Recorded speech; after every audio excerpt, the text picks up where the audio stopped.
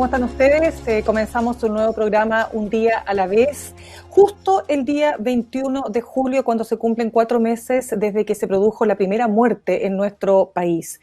Hoy día a las 8 de la noche, de hecho, se va a hacer un momento especial recordando a las personas que han fallecido como consecuencia del coronavirus. Esta misma semana el gobierno presentó un plan, el plan Paso a Paso, que plantea una serie de etapas para comenzar la desescalada, como se dice en otros países, el desconfinamiento, en fin, algo que por supuesto es muy deseado por un montón de personas que naturalmente se han visto afectadas tanto en lo emocional como en lo económico, producto de las restricciones que genera esta pandemia. Pero ¿cómo hacer que este plan funcione para que el comercio se pueda abrir nuevamente, para que podamos volver a nuestros trabajos de manera presencial, para que de alguna manera podamos ir retomando cierta normalidad sin que signifique nuevos brotes o rebrotes, tal como ha ocurrido en otras localidades del mundo?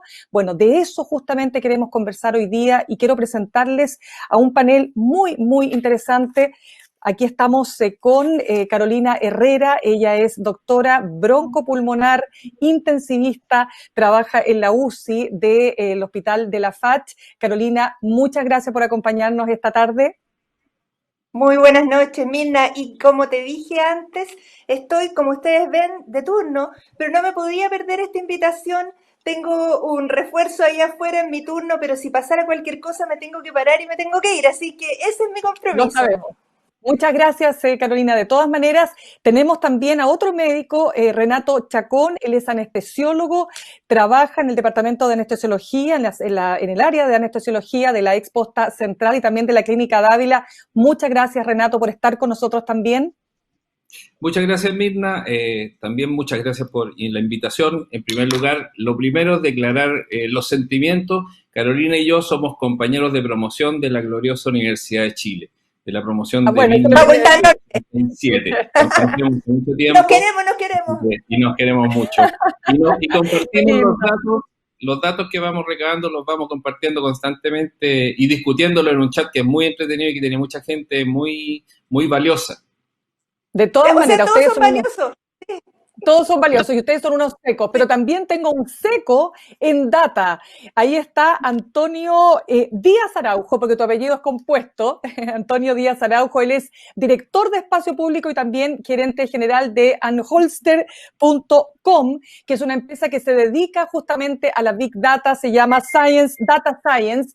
Y Antonio, tú eres un actor muy importante en esta conversación, porque justamente en el manejo de los datos y la transparencia de la información y de lo que se ha llamado, ¿no es cierto?, los indicadores que estén en condiciones, ¿no es cierto?, de mostrarnos cifras buenas para producir esta desescalada o este desconfinamiento. Bueno, ahí tu rol es fundamental, así que muchas gracias, Antonio, por acompañarnos esta tarde. Gracias a todos ustedes por la invitación. Gracias, Carolina, gracias, Renato. También soy un egresado de la Chile, pero de Bochef. Yo también. ¡Viva la Universidad de Chile! ¡Qué honor conocerte! ¡Qué honor conocerte! Y qué agrado estar con dos personas que están ahí ayudando en el frente a todo lo que lo necesitan. Así que desde ya mi agradecimiento a ustedes dos por eso y a Mirna por sacar un panel tan interesante. De todas maneras, y por lo mismo, sí, pues, mira, yo quiero partir, es que, a ver, lo que me gustaría mucho para que todos los que nos están viendo hasta ahora porque hay muchas inquietudes, por supuesto, a mí me preguntan todos los días ya, pero ¿cuándo? ¿Cuándo se va a producir? ¿En 1, 2, 3 semanas? ¿Qué es lo que tiene que pasar? Otros tienen dudas, no vaya a ser cosa que de nuevo metamos las patas por apurarnos, ¿no es cierto?, nos pase lo que nos ha pasado en otros lados. Entonces yo les pregunto a ustedes primero, y parto contigo, Carolina, ¿qué es lo que a tu juicio, cuáles son los indicadores que tienen que estar realmente en condiciones de darnos una señal clara y desde tu punto de vista, de cuánto tiempo crees que estamos pensando para comenzar las etapas que son 5, la cuarentena, la transición, luego la preparación, lo repito porque así fue planteado, la apertura inicial y la etapa avanzada? Mira, desde mi punto de vista de la medicina intensiva, y ahí yo creo que Renato es el que tiene el Big Data, él elabora, de hecho, los gráficos con los que todos los intensivistas nos movemos. Yo te diría que una de las cosas muy importantes es retomar una cierta proporcionalidad en cómo los intensivistas tratamos y manejamos nuestras unidades. ¿Por qué te digo esto? Porque resulta que cuando tú dices voy a necesitar llegar a un nivel de ocupación de camas del 85%, por ejemplo, es muy distinto cuando estamos hablando de las 1.000 camas que teníamos al comienzo de la pandemia a las casi, no sé, 2.600 o 2.500 camas que pudiéramos tener en este momento, porque esas camas no están puestas en el set real, habitual y de mucho control y cuidado con el paciente. Esto quiero decirlo muy responsablemente. Es muy distinto ventilar a un paciente adentro de una UCI con personal absolutamente manejado, capacitado y que ha dedicado la vida a eso, a el mérito en el fondo que ha sido ventilar pacientes en unidades coronarias, en pabellones, en los servicios de urgencia. Esos pacientes significativamente, digamos, tienen que desaparecer ventilados por COVID en urgencias y tienen que desaparecer pabellones y el uso de máquinas de anestesia para que nosotros recién estemos pensando que estamos retomando una cierta normalidad. En cifras, yo te diría que tenemos que volver a un porcentaje de ocupación de camas del, Renato, corrígeme tú, 80% y no más que eso, porque significa cuando hemos tenido 85-90% de ocupación de camas que no hay camas, tienen que abrirse otras unidades. Entonces, por eso yo te diría que para nosotros falta tiempo. ¿Por qué? Porque los pacientes que están en este momento hospitalizados tienen para 14 días, incluso un mes todavía, de mantenerse muy usuarios de las UCIs. Sí, cerremos este punto, Renato, porque uno de los indicadores, claro, es ocupación 85% de camas UCI a nivel nacional, entiendo, ¿no? Positividad, es decir, de la cantidad de exámenes que se hacen, una positividad de menor o igual a 15%, parte de lo que se ha dicho. A ver, ¿cómo lo ves tú? Sí, efectivamente. Si uno revisa cómo se construyó el plan paso a paso, es un poco el reflejo de las recomendaciones que el Comité Asesor COVID hizo en una presentación de una de sus minutas, la del 29 de junio. Resume varios de los puntos esto y que básicamente se resumen en tres grandes temas, que son la parte epidemiológica, la capacidad de detección y la condición de la red sanitaria, que es el punto que tú quieres cerrar ahora, que es qué es lo que pasa con la red sanitaria en este momento. Y la verdad es que, primero, efectivamente la red en algún momento colapsó en forma puntual, digamos, eso es muy importante, y luego de eso las cifras han empezado a mejorar progresivamente. Y efectivamente ahora estamos con un nivel de ocupación que es bastante más bajo que el que teníamos por ahí, por el 15, 16, 17 de junio, que fue cuando la red estuvo más estresada. Estamos hablando de varios centenares de pacientes menos que se ventilan, tanto pacientes totales como pacientes COVID. La pregunta es, ¿esto alcanza para decir que la red está desestresada? No, la red todavía está en condiciones anormales. Por varias razones, algunas de ellas las esbozó Carolina. Primero, no puede ser normal que la red esté así como está si es que se están ventilando pacientes en pabellón, que no es un lugar para ventilar pacientes.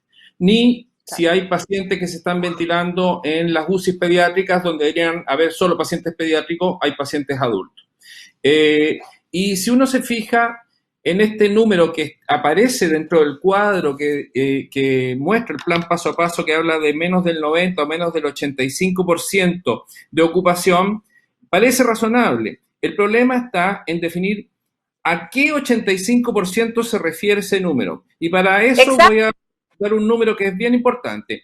Cuando partió la pandemia, en Santiago existían entre la parte privada y pública, habían 408 ventiladores. Cuando se llegó al pic, habían 1.700, 1.000, creo que la cifra tengo por ahí, pero en definitiva, lo que se ocupó no fue el 100, fue el 408% de la red. Entonces, ¿en qué número vamos hoy día? Hoy día vamos en el 199%. Entonces, la pregunta es, ¿se pretende llegar al 85% del valor original, que son 400 8 ventiladores? Obviamente que no. En primer lugar, lo más probable es que nunca volvamos a ese número. Nunca volvamos a tener 408 ventiladores en Santiago. Lo que tenemos que buscar, tampoco es correcto buscar el 85% de ese máximo de 408%, porque aún así la red está muy expresada. Y probablemente se va a llegar a un nivel intermedio, que de hecho el doctor Regueira, el presidente de la SOCHIMI, sugirió que fuera menos del 200%, que más o menos equivale a menos de 1.000 pacientes ventilados.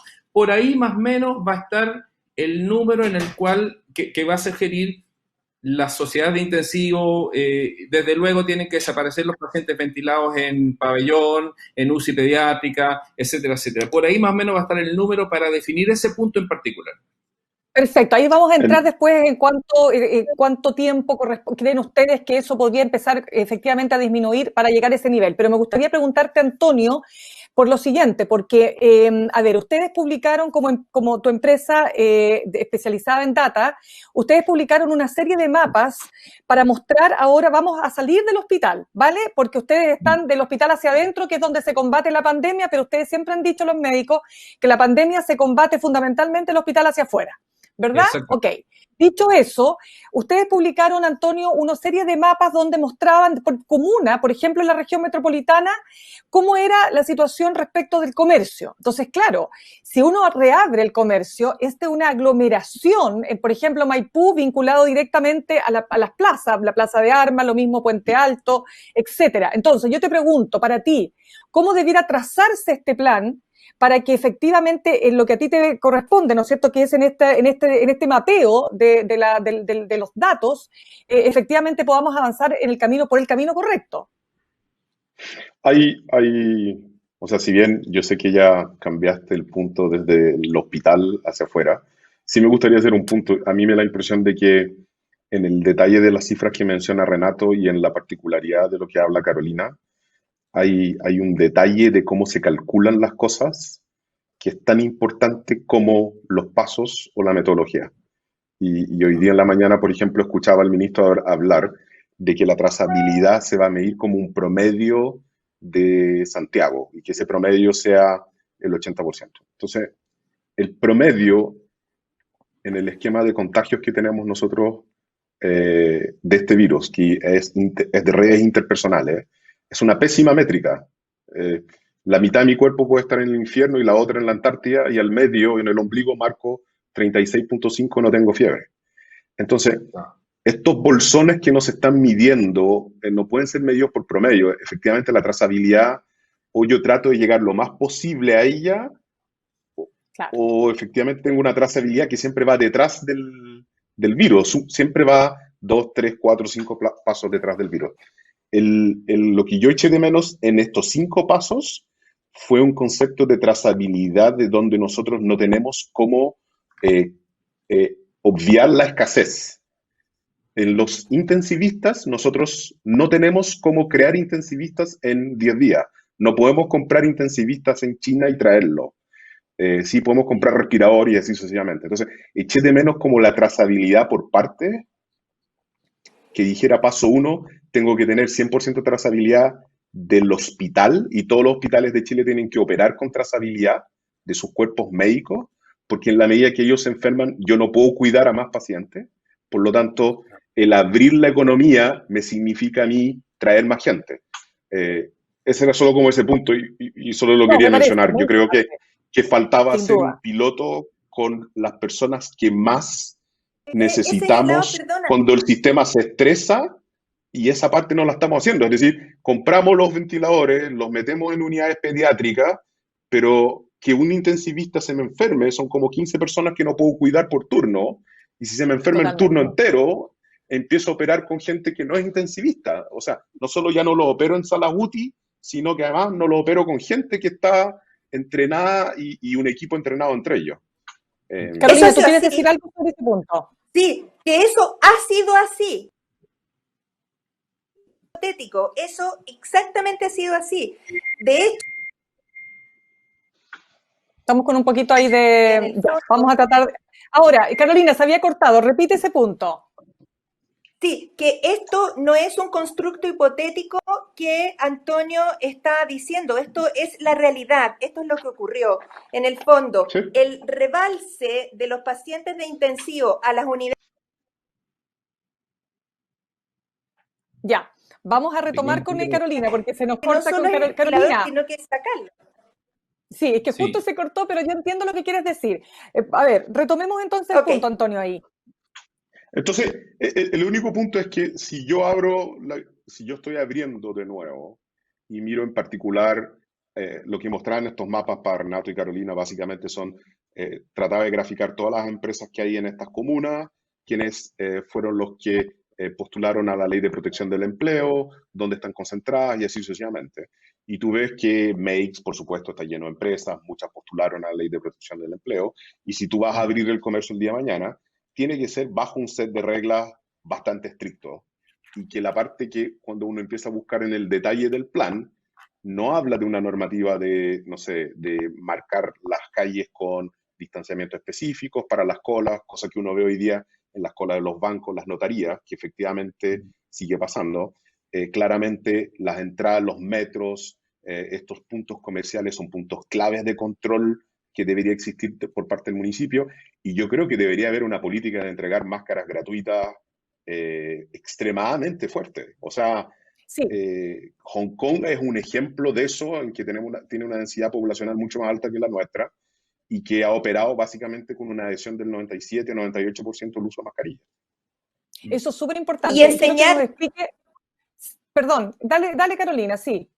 Enseñar a usarlas. Yo creo que en todo este plan hay que hacer mucho énfasis en que no basta que alguien regale mascarillas y toda la gente las va a tomar por adelante o se las va a guardar en el bolsillo. Es como sonarse con un pañuelo y usarlo 3 veces. Entonces, creo que también es importante en cada una de estas etapas marcar la educación a las personas con palabras súper simples. No se toquen, no se saluden con el codo ni se den besos. Eso que toda la vida fue una cosa muy natural, la muestra de afecto, es que hay que decirle que cuando se levante la cuarentena no hagan la mesa del T-Club en la cuadra o se junten al tiro todos, porque de verdad esas cosas son las que hay que enseñar, son conceptos muy básicos. Claro, Renato, dame un segundito para darles un elemento que me pareció súper interesante, porque ustedes saben que Japón tiene 25.000 casos de contagios.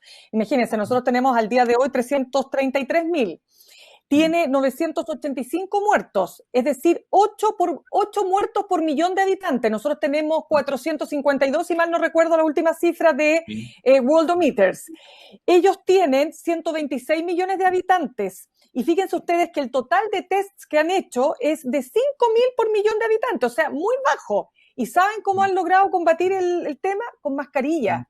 O sea, pareciera ser que nos vamos a tener que acostumbrar, o sea, como si hay algo que tenemos que tener súper claro, es que la mascarilla o sea, va a ser parte de nuestra indumentaria de aquí a un largo tiempo. Entonces, Renato, ¿cierto? Es que por eso quiero saber, porque Renato, pongámosle... Yo converso mucho con Renato también y siempre te pregunto, Renato, ya, más o menos ¿cuándo? Renato tiene buenos pronósticos. Renato me dijo en un momento, lo digo acá abiertamente, tú una vez me dijiste, mira, yo creo que ya llegamos al pic. Y no te equivocaste porque tú estudias mucho, ¿no es cierto?, las gráficas y las evoluciones, ¿verdad?, en materia clínica. Entonces partamos por más o menos, para darle una cierta claridad a la gente. ¿Cuándo te imaginas tú que este plan podría comenzar a ejecutarse? Cuando hablamos de pasar de una etapa a otra, ¿cuándo crees tú? Bueno, por principio uno no debería predecir pics ni cosas por el estilo, uno debería hablar de los pics retrospectivamente. Claro. Y lo mismo debería ocurrir con esto. Y yo no debería decirte ninguna fecha en que yo supiera que pueden ocurrir las cosas. Sin embargo, te lo voy a decir. Yo creo que de primera a segunda etapa nosotros vamos a estar pasando por ahí por los primeros días, fines de junio, o de julio, principios de agosto. Creo yo. Porque si tú analizas los requerimientos que hace el mismo documento de paso a paso el Ministerio en términos de trazabilidad, en términos del ERE comunal, en términos de la disminución sostenida por 3 semanas de los casos, la positividad regional, etcétera, etcétera. Nosotros estamos más o menos en algunos de ellos bajando, como yendo hacia ese sector. Puede que ocurra que se adelanten un poco, puede que ocurra que se atrase un poco, pero yo creo que por ahí va a ser a riesgo de equivocarme rotundamente. Quiero volver a una cosa, eso sí, antes de eso, y quiero poner un punto de optimismo dentro del pesimismo, que es lo siguiente. Si ocurriera que nosotros tuviéramos que reinstalar el sistema intensivo al 400%, que es lo que podría ocurrir en el peor de los casos si se disparara la pandemia de nuevo, yo creo que la reinstalación sería mucho más fácil que la instalación inicial. Los médicos que van a hacer esto son exactamente los mismos que hicieron la primera ola, que atendieron la primera ola, que fueron la primera línea. Y dentro de ellos no van a haber puro intensivistas, van a haber intensivistas pediátricos, van a haber médicos generales, va a haber internistas, qué sé yo. Pero la experiencia, yo creo que Carolina coincide conmigo en esto, adquirida durante estos 2 meses en que estuvimos abocados completamente a atender este tipo de pacientes, es una experiencia invaluable. Las enfermeras, los kinesiólogos entraban al principio, todos entrábamos un poco angustiados, sin saber mucho para dónde ir, pero yo diría que los equipos están entrenados en este momento y a pesar de que no todos son especialistas, si es que ojalá que no ocurra, pero si tuviera que ocurrir una reinstalación al 400, 500% de lo que tenemos, claro, eso va a ser mucho más fácil. Ya, eso es un punto súper importante. Antonio, dame un segundo, Carola. Un punto, sí. Antonio, porque hoy día el Colegio Médico decía que sin seguimiento, sin, obviamente, trazabilidad, seguimiento de los casos, aislamiento por ende, etcétera, el plan es rebrote seguro, ¿no? Entonces, rebrote seguro o como se quiera llamar. Yo quiero preguntarte, Antonio, ha habido siempre una polémica y bueno, se pone como ejemplo, no sé, Singapur, cómo manejó Singapur a través de una serie de manejos de la data, ¿no es cierto?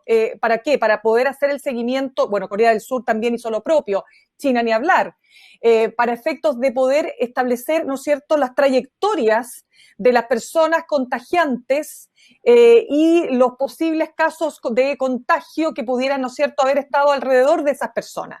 Entonces, el tema de la famosa app de rastreo, que acá ha sido súper resistida y en muchos países, porque se habla también de la pérdida de la libertad, o sea, tú transas seguridad por libertad, entonces yo te pregunto, si queremos hacer un camino más seguro de lo que estamos pensando, ¿podríamos avanzar en tal sentido o tú ves que eso es imposible en llevar a efectos prácticos en nuestro país? Hay una frase que yo aprendí creo que era el último curso que yo hice en la universidad, que se llamaba Derecho a la Empresa y que hablaba de que el derecho público solo hace lo que está en la ley y el derecho privado hace todo lo que no está prohibido en la ley. Exactamente.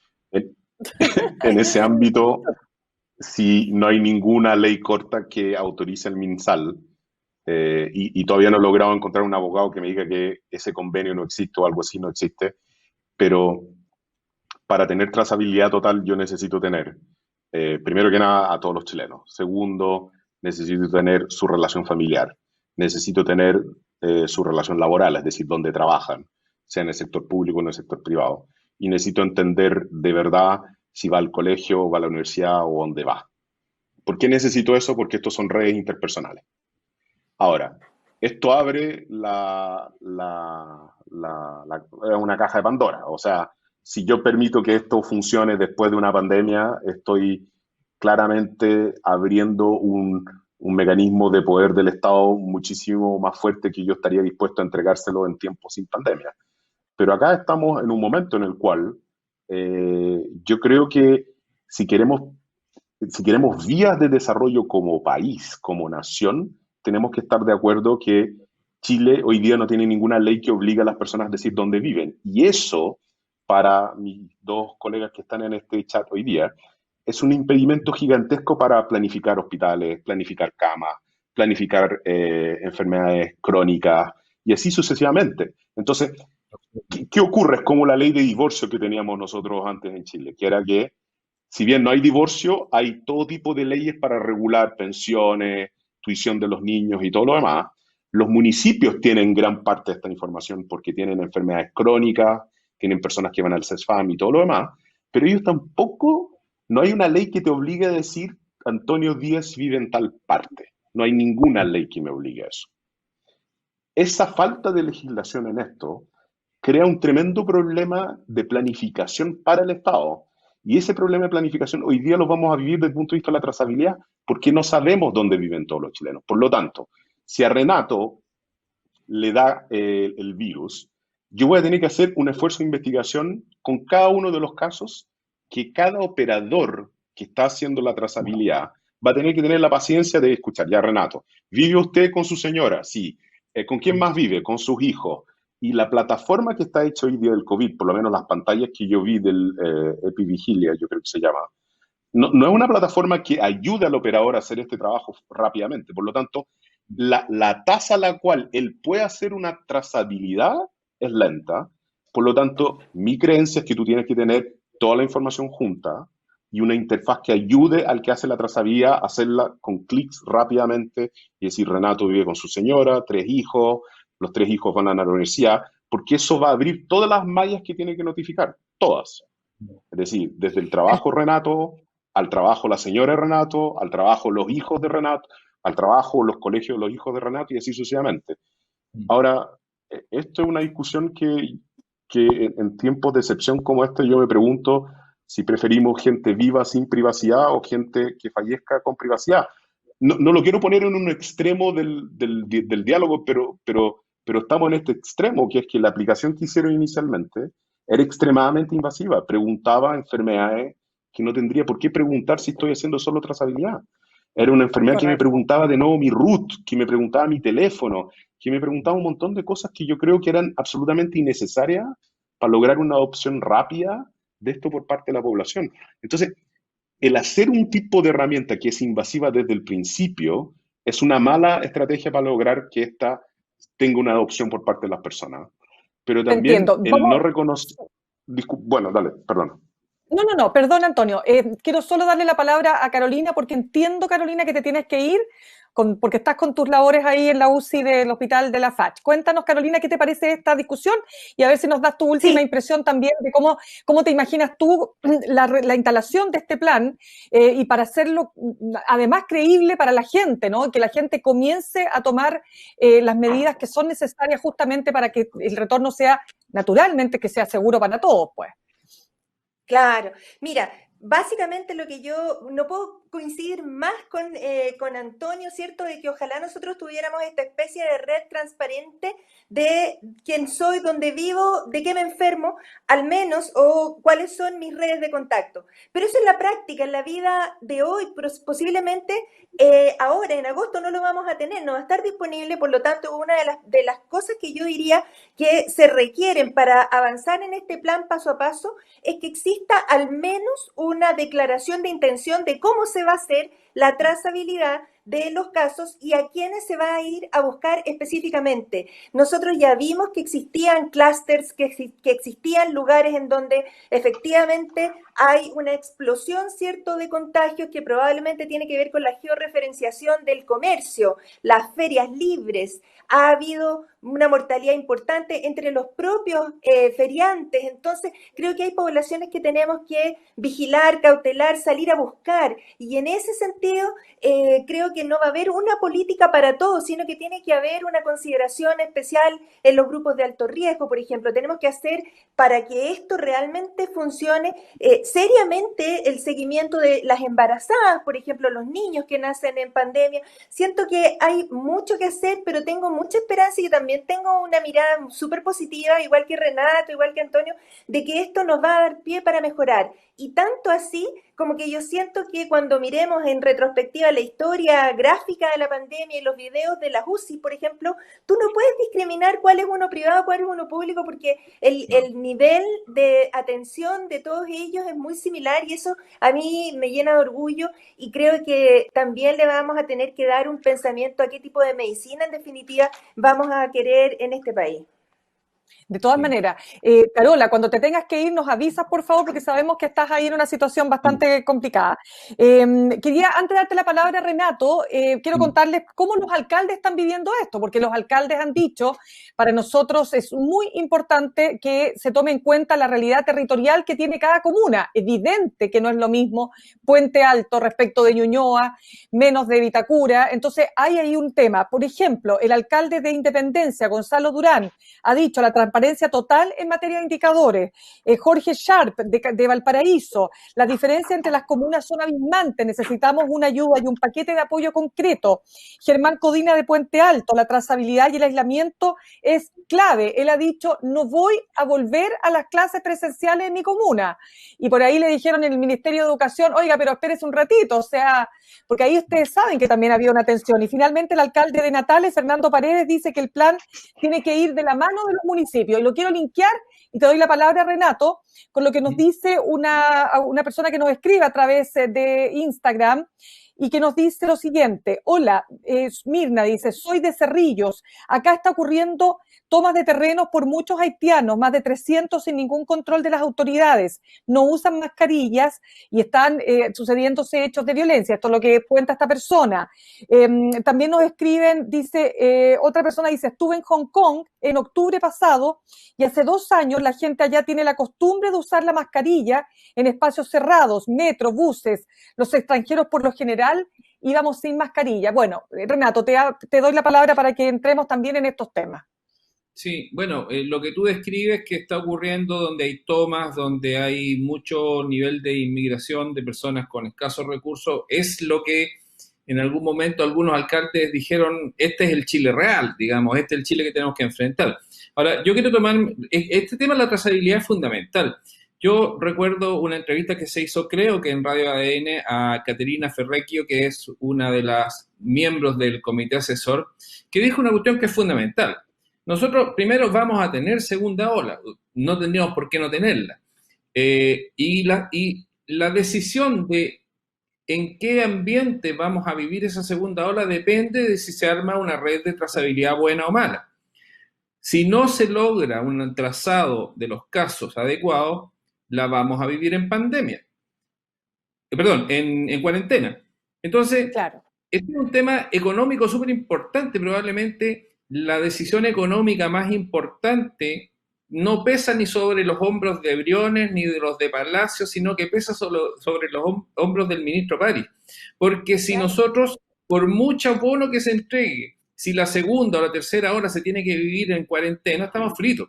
Esa es la realidad. Entonces, desde luego, lo que queda claro es que medidas como la que tú señalas de aplicaciones de rastreo ya no se aplicaron, ya no se han armado. Sin embargo, llama la atención otras discrepancias. Por ejemplo, el ministerio dice que creo que tienen contratados a 800 personas como trazadores. Y el colegio médico dice que hay que contratar a 9.000 personas como trazadores. Entonces, ya esa discrepancia es enorme, pero si tú te fijas en este mismo, la misma minuta del día 29 del Consejo Asesor, cita a la OMS. Y la OMS establece que debería haber 30 trazadores por cada 100.000 habitantes. Si tú multiplicas eso por 17 millones de personas, quiere decir que en Chile no hay que tener 9.000, pero tampoco hay que tener 800. Hay que tener 5.100 trazadores. Y que en Santiago hay que tener 2.100 trazadores. Entonces, sería súper bueno definir finalmente cuál es el número adecuado de este ejército que se requiere de trazadores que nos convierta a nosotros, los médicos que hemos estado en la primera línea, en la segunda línea. Es decir, no hay nada que nos gustaría a Carolina y a mí más que el no ser la primera línea en la segunda ola, sino que ser la segunda línea que solo tenga que atender a aquellos pacientes que no pudieron ser trazados o los pacientes que lleguen descompensados luego de haber intentado hacerlo a nivel prehospitalario. ¿Y los crónicos que quedan, Renato? Claro, miren, les sigo... Bueno, es un tema súper importante. Sí, les sigo compartiendo las opiniones y le doy las gracias a todos los que nos hacen llegar sus opiniones. Por ejemplo, acá nos escribe Pablo Esquella, Dice, la experiencia mundial indica que aún no es el momento de implementar el desconfinamiento, más aún considerando la temporalidad del hemisferio sur. También nos escribe ese Pantoja, se habla de la segunda ola en base a cantidad de PCR positivo y no de hospitalizados, y eso es lo importante. Pati Parra dice, el uso de la mascarilla, hasta los ministros y políticos no saben usarla, la toman a cada rato para acomodarla. Bueno, a ver, te pregunto, Antonio, tú dirías que, yo, desde los datos siempre, después los médicos nos van a hablar desde su mirada, desde lo que viven ellos en los hospitales y en las clínicas. ¿Tú dirías que estamos lejos todavía para aplicar este plan o no? O sea, yo creo que el plan de trazabilidad que yo estoy discutiendo acá con ustedes es algo que yo vengo proponiendo personalmente y con mi empresa desde el mes de marzo al gobierno. Es software que existe, que se podría haber implementado, que de hecho Anhoster lo está entregando gratuitamente a cualquier hospital público de Chile la implementación. Y estamos partiendo con el Sotero del Río, el Hospital de la Chile, un hospital en Chillán y así sucesivamente. Y más bien lo estamos entregando gratuitamente para ver si nosotros operamos como virus dentro del Estado y tratamos de demostrar que se puede hacer, que no es muy difícil y que basta, y que hay un tremendo problema en esto. Yo tal vez en esto entre tal vez en algo polémico, pero no lo quiero ser. Acá el tema de los datos requiere pragmatismo y la mesa de datos y la mesa que ha trabajado en esto, yo siento que le faltan personas con experiencia en resolver estas problemáticas de datos en el día a día y que lo hayan resuelto antes. Y segundo, yo siento que faltan muchos trabajadores sociales en la mesa que entiendan por común o por distintas realidades de contexto las necesidades que tienen en uno u otro sector, porque es muy difícil, es muy distinto una trazabilidad en Ñuñoa versus una trazabilidad en Puente Alto, por el confinamiento, por el hacinamiento, por la ubicación de las personas y así sucesivamente. Entonces, me da la percepción a mí en esto de que nosotros en realidad nos estamos preparando para marzo del próximo año o enero o febrero del próximo año, porque en lo que va ahora estamos usando fuerza bruta y yo creo que esa es la parte que nos cuesta a todos reconocer. No estamos usando ciencia en esto, estamos usando el esfuerzo de los médicos, estamos usando el capital que teníamos para comprar ventiladores, estamos usando la infraestructura hospitalar que tenemos al 400 y tantos %, pero no es que estemos usando datos, y ojo, nosotros dentro de Latinoamérica yo creo que somos una excepción. Nosotros tenemos un número que nos identifica. Es el RUT. No hay otro país en Latinoamérica que funcione con solo un número que lo identifique. Y funciona para todo. Ustedes tienen sus cartolas de la AFC que les llegan con su RUT. Todo funciona en torno al RUT. Entonces, no hemos usado la potencia de este Estado policíaco al cual le tenemos miedo y al cual yo le tengo miedo, pero para ayudarnos a cuidarnos entre todos. Entonces, esa parte yo siento que nos cuesta un montón decir pan, pan, vino, vino en esto. No hemos usado ciencia, hemos usado fuerza bruta y trabajo del personal de salud a concho tratando de salvar vidas como pudieron salvarlas. Pero esto ha sido fuerza bruta. Sí, perdona, te doy el tiro de la palabra, Carola. Es que me parece súper interesante lo que dice Antonio, porque a nosotros se nos olvida, es que Carola, yo hablaba esto con Antonio antes de cuando estábamos preparando justamente el programa, y se nos olvida que no todos los países tienen un solo identificador por persona. Entonces, imagínate lo que dice Antonio, es absolutamente relevante. Hablábamos que en Estados Unidos tienes el ID, tienes el número, dependiendo de cada estado, tienes distintos números también. Exacto, entonces es súper importante. Ahora, Carola, te quiero hacer una consulta, es que es súper importante para mí, para que vayamos viendo también, y ahí tú también me apuntas lo que tú quieras agregar, pero cuando hablamos de las etapas, cuando dice el primer paso cuarentena, el segundo transición, el tercero preparación, y de repente dice preparación, se permiten actividades sociales y recreativas, cualquier día de la semana con máximo de 50 personas. A ver, ustedes como médicos, ¿basta la mascarilla y me puedo juntar con 50 personas? No, en serio, quiero saberlo. No, de ninguna manera. De verdad, creo que en esto es tan importante explicarle a la gente cómo tiene que hacer, que yo el otro día le intenté explicar en un programa de televisión a alguien cómo tenían que ser los asados, por ejemplo. Algo tan simple como eso. Y es increíble. Se enojaron conmigo porque dije que no se tenían que juntar alrededor de la parrilla a meter todos el tenedor en la misma carne. O sea, como cosas muy lógicas. No puede haber chorrillanas, no puede pasarse el mate la gente, no pueden soplar la velita a un cumpleaños, porque si el cumpleañero tenía PCR positivo, entonces ahora todos se infectan. Entonces tenemos que explicar cosas cotidianas, explicar cómo hacer, porque el ser humano aprende en el hacer y se equivoca, y aprende cuando se equivoca también. Tú sabes que Renato es la persona más importante que ha enseñado simulación médica y ha entrenado a las generaciones de los últimos 20 años de anestesiólogos de Chile. Entonces él sabe que las personas van a tener primero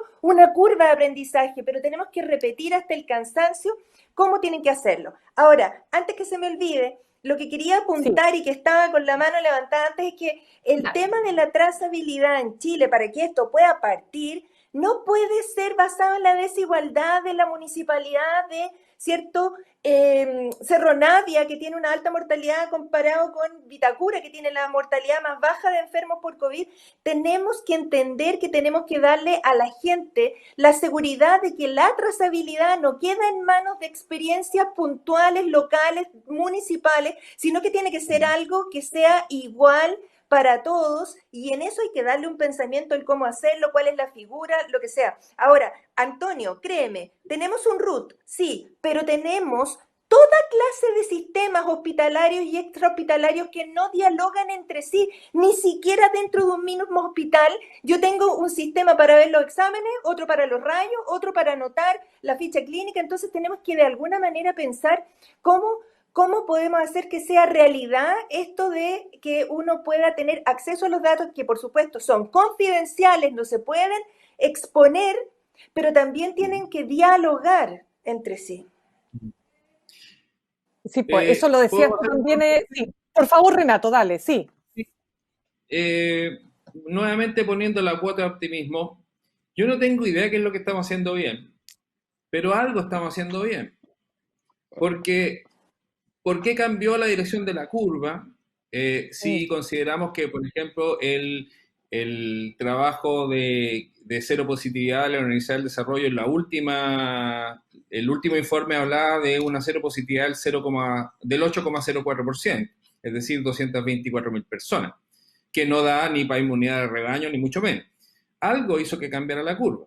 Yo les puedo decir, por ejemplo, que mi hijo mayor, que estuvo en España, llegó el día a fines de marzo de allá, pues se vino, estaba haciendo, de hecho, acaba de terminar un magíster en Big Data, y cuando él llegó al aeropuerto le dijeron que tenía que irse en cuarentena con su señora y con su hijita, con mi nieta. Nadie lo llamó para preguntarle absolutamente nada de nada durante los 15 días, los 14 días. O sea, él podría haberse paseado por todo Santiago. El otro día, conversando con un colega que también estuvo en cuarentena, me dijo, no, me llamaron todos los días, y todos los días la misma persona, ya éramos amigos, y me llamaba, me decía, oye, ¿cómo estás?, etcétera, etcétera. Algo cambió y algo tiene que mejorar todavía. Lo que finalmente yo creo hay que ser pragmático. Nosotros no somos ni los japoneses ni los coreanos, ni vamos a tener ese compromiso con el orden, ni vamos a tener aplicaciones útiles en este momento, y como dice Antonio, probablemente estamos preparándonos para varios meses después. Sin embargo, si uno analiza el plan paso a paso, tiene algunas cosas que son bastante buenas. Independiente que podamos discutir los conceptos, decir, bueno, ¿qué es buena trazabilidad o no? Yo creo que ese es el punto más débil del plan, porque es lo menos trazable de todo el plan, es la trazabilidad, digamos, no sabemos cómo se está calculando. Sin embargo, el puro hecho que en la página 17 diga, mire, nosotros vamos a avanzar a través de estos parámetros, significa que el ministerio ya se está autoobligando a cumplir con determinados parámetros. Y no solo eso, sino que después dice, nosotros vamos a exponer los datos para que sean de dominio público, para que cada comuna o cada barrio entienda por qué está pasando de un lugar a otro. Y eso ya es un avance, y ojalá que funcione, digamos. Desde luego, no estamos en condiciones de ser ni Japón, ni Hong Kong, ni Corea, pero yo creo que el plan, en primer lugar, hay que partir en algún momento. O sea, llevamos 4 meses en esta cuestión, y la verdad es que hay que en algún momento empezar a desconfinar. Yo no sé cuándo es eso, pero a mí me parece que ya definir un plan de desconfinamiento y descuarentenamiento progresivo ya es un avance, independiente de la debilidad que tenemos en nuestros datos. Pero es flexible. Y que es una de las ventajas. Yo tiendo a no ser crítico porque yo creo que es muy distinto con la guitarra hacer esto. Ni me quita la parte positiva, pero yo creo que mejorar parte por una crítica constructiva. Y esta es la parte en la cual somos muy malos los chilenos, en que hemos gastado una cantidad de tiempo infinita hablando de quién tiene la data de verdad respecto a la cantidad de fallecidos. Y en realidad, y yo lo siento mucho por las familias que han perdido personas en la pandemia, absolutamente, porque yo creo que en varios casos era absolutamente evitable. Pero más allá de eso, cuando hablamos de que queremos un plan y ese plan sea un plan que todo el mundo lo entienda, yo creo que en esto el plan tiene que ir evolucionando también. Ojalá no sea una piedra absolutamente inflexible a la cual no podamos mover y reconocer que estamos aprendiendo y lo tenemos que ir modificando y generar el plan chileno que necesitamos nosotros que calce con nosotros. Yo soy muy malo para decir en esto que copiemos a los japoneses, Singapur, China, etcétera, porque yo creo que en esto el contexto cultural es muy importante. Pero sigo insistiendo que yo creo que esta mesa del COVID no puede ser solo una mesa de académicos, tiene que ser una mesa con gente con experiencia práctica. Y esa parte le falta profundamente cuando uno mira el detalle de las soluciones y los indicadores que están usando. Porque el tener, o sea, se los digo, nosotros estamos construyendo la solución que apoya el Senama en la trazabilidad de todos los hogares de adultos mayores. Los trabajadores sociales saben infinito de la problemática microscópica que en realidad tú tienes que resolver en esto. Y tal como lo decía Carolina, yo entiendo que los hospitales tienen sistemas que no conversan, pero también hay un problema gigantesco con los hospitales en Chile, es que cada hospital es distinto y opera en formas particulares de detalle que son cada uno distintos unos a otros. Entonces, estoy muy de acuerdo que el plan es un avance, muy de acuerdo. Sí creo que en esto falta a nosotros reconocernos a nosotros mismos en esto y decir, necesitamos avanzar y ser flexibles en cambiar la ruta del plan y cambiar el plan en la medida que vayamos avanzando. Ese es mi comentario general. Yo creo que si hay una crítica que le hago a esto, es decir, fe de rata, este plan puede cambiar mañana y puede adaptarse y se puede seguir adaptando y seguir evolucionando. Absolutamente. De todas maneras, me gustaría retomar, porque nos está preguntando mucha gente, Antonio, respecto de esta famosa app, de cómo podríamos, para pasar una etapa también, considerando un país que tenemos casi más, o sea, tenemos más celulares que cantidad de habitantes. Es decir, ¿cómo podemos aprovechar eso de manera virtuosa, que no signifique obviamente un retroceso en nuestras libertades, pero que signifique también aprovechar lo que tenemos para mayor seguridad, para que podamos avanzar, ¿no es cierto?, hacia un camino donde ese aislamiento, de alguna manera echarle una mano a la escasez de rastreadores, ¿verdad?, a los operadores que están en terreno y que no dan abasto. ¿Cómo lo ves eso? O sea, yo creo que tiene que ser una aplicación súper simple, que uno se loguea con algo que si uno quiere puede ser el número de teléfono de uno o un correo electrónico, y que uno diga si tiene fiebre, no tiene fiebre, tiene alguno de los síntomas del COVID, falta apetito, no siento sabor, y así sucesivamente, y lo informo a los grupos con los cuales yo trabajo. Y con eso ya estoy parando una vía de contagio tremenda. Y si le agrego una pregunta al medio de transporte que uso para ir al trabajo, tal vez esté la opción efectivamente del empleador de decirle, no, quédate en tu casa, porque si vas a venir en metro, por favor no vengas. Y así sucesivamente. Yo creo que eso no solo ayuda a contener la pandemia, también ayuda a crear conciencia, que si entre todos nos cuidamos y todos respondemos preguntas simples todos los días, vamos efectivamente a bajar aún más la curva de contagio y la positividad que tenemos todos los días. De todas maneras, a ambos médicos les quiero preguntar, perdona Carola, cortito, porque cuando decimos claro, yo leía las etapas y decía que maravilla sería llegar a la etapa avanzada en que ya te puedes trasladar fuera de tu ciudad, donde, por ejemplo, los pubs y los discos pueden abrir hasta el 50% de la capacidad. pero dice, se prohíben los eventos de más de 150 personas. Nuevamente, estamos imaginándonos que, por ejemplo, no vamos a poder tener, ni siquiera imaginar ir a un concierto de música, eso tampoco es de... ¿Cuál es? No haya vacuna, ¿no podemos volver a pensar en algo así? ¿O qué? ¿O estoy exagerando? Pregunto. Si quieres te cuento yo mi perspectiva. Tú puedes juntar ¿Carola? en un estadio a mí... Sí. Dale, por favor. Ya. Que tú puedes juntar en un estadio a una cantidad sí, indeterminada perfecto, de personas. Sí, puedes juntar mucha gente. Lo que pasa es que tienen que mantenerse aisladas físicamente. Yo diría que ese es el tema.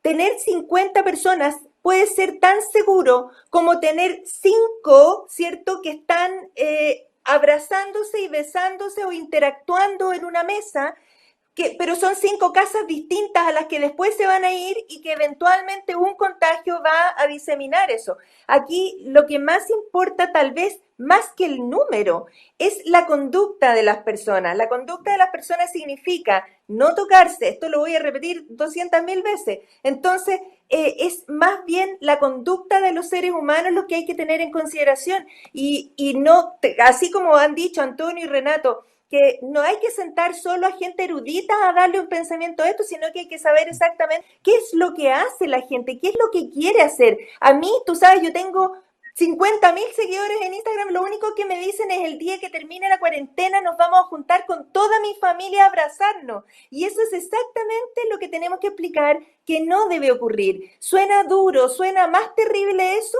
que decir están todos guardados en sus casas, pero es que así tiene que ser. El plan debe avanzar, pero también debe avanzar considerando cuál es la idiosincrasia de nuestra gente. Aprender de los errores que hemos cometido. Absolutamente. Renato. Sí, quiero complementar con un solo dato lo que señala Carolina. Tú sabes que dentro de los decenas de miles de funcionarios de la salud que se han contagiado de COVID aquí en Chile, tú tienes que pensar que nosotros entramos a una habitación cerrada donde Carolina o yo vamos a intubar a un paciente, que es el proceso más aerosolizador, donde pueden dispararse gotitas de saliva en todas direcciones. Es por lejos el momento más riesgoso y por eso entramos forrados, llenos de mascarillas y cosas por el estilo. Sin embargo, los trabajadores de la salud que están en contacto con esos pacientes, donde más se han contagiado es en la sala de estar. ¡Claro! No a los pacientes, sino que se han contagiado cuando están comiendo en el almuerzo, cuando están conversando en el estar, cuando descansan o cuando salen afuera del edificio a fumarse un pucho. Digamos, ¡no! Ese es el momento. No, sí, yo sé que yo no fumo, yo tampoco. Pero ese es el momento en que han tenido más riesgo de contagio aquellas personas que viven todos los días frente al virus. Y eso demuestra una conducta social, porque lo dijo también en algún momento Regueira, no nos cabe duda, yo creo que Carolina y yo estamos absolutamente de acuerdo, es mucho más peligroso para nosotros ir al supermercado que atender un paciente con una unidad de cuidado intensivo, ¿o no? Impresionante. Sí. De todas maneras, bueno, vamos a ir cerrando, se nos va acabando el tiempo porque lo que quiero es justamente, porque de eso se trata, ¿no? Nosotros queremos darle esperanza a la gente. Solo quiero pedirte un dato, Antonio, porque nuestro programa también ha estado muy enfocado en las últimas semanas a las pymes que la han tenido súper pesada, súper dura, y para ellos, para todos los que están arriesgando mucho, que han perdido mucho también y que necesitan, por supuesto, de alguna manera retomar una cierta normalidad, una cierta actividad. Yo quisiera preguntarte, en definitiva, ¿cómo ves tú ese proceso, ese tránsito, cuando hablamos de los restaurantes, cuando hablamos, ¿no es cierto?, de los pubs, que ya lo comentábamos acá, no sé, los gimnasios, que la tienen súper compleja, o lo que pasa, por ejemplo, con las personas que trabajan en los furgones escolares. También ha habido todo un proceso de reinvención, pero también es tan duro, es tan difícil. ¿Cómo ves tú lo que se viene, digamos, para ese sector de la población? Yo creo que una recuperación con bisturí por parte del ministro de Hacienda, el ministro de Economía. Yo creo que hay una cara de solidaridad que tiene que venir de las empresas grandes respecto a las menores, que es no menor. Y yo creo que si no existe eso, vamos a tener una recuperación cada vez más difícil. Este shock de demanda y oferta que hemos tenido global, es decir, la gente no sale, no compra, la gente no puede ir a trabajar, no abre, es algo que no se ha visto en la historia de la economía propiamente tal. Claro. Siempre había algo que funcionaba. En un terremoto la gente puede salir, empieza a funcionar aunque sea sin luz, etcétera. Yo creo que acá, insisto en lo que mencionó Carolina y lo que mencionaron Renato, donde es que los equipos médicos se pueden contagiar. Yo creo que por esto tal vez tengo una visión tan pragmática respecto a qué grupo yo le haría trazabilidad primero, que son los médicos, porque yo creo que en la medida que funcione con ellos podemos ir ampliando este círculo y efectivamente trazar y abrir más la economía. Creo que lo que menciona Carolina de ponerse la máscara y cómo ponerse la máscara es clave, pero yo creo que sí, lo que me pasa a mí es que no veo videos como el del gobernador de Nueva York, Andrew Cuomo, en que muestra cómo ponerse la mascarilla, en que insiste cómo poner la mascarilla, en que ve un video en internet o de un tweet de la gente en la calle sin mascarilla y dice, claro, no me hagan ir allá a buscarlos a todos, porque voy a ir a buscarlos a todos. Entonces, esa parte de la cultura cívica es la parte que echo de menos en esto. Y siento que en la medida que por ejemplo en las plazas no estén demarcados un círculo de distanciamiento mínimo entre las personas, que las colas de los bancos no estén demarcadas las distancias mínimas entre las personas. Lo mismo en las notarías, nos va a costar cada vez más reabrir, porque estas son cosas básicas que deberían estar en el plan, en el paso 1, que deberían tener normativa de decir, una notaría debería tener los espacios delimitados de donde cada persona puede estar, que sea efectivamente prudente y aprobado por los médicos. Esas partes yo no las veo en el plan. Y yo siento que para que reabramos y le pidamos a la gente, esto es como la dicotomía del basurero. La gente bota las cosas en la calle porque no hay basurero. Entonces, ¿qué hacemos? Pongamos basurero. Entonces, acá es exactamente la misma. Exacto. Yo siento que exactamente el mismo problema. Queremos que la gente se distancie, pero no le estamos dando las guías que funcionen para todo el mundo, para que el que no entiende nada logre entenderlo. Está ahí muy cerca, está muy lejos.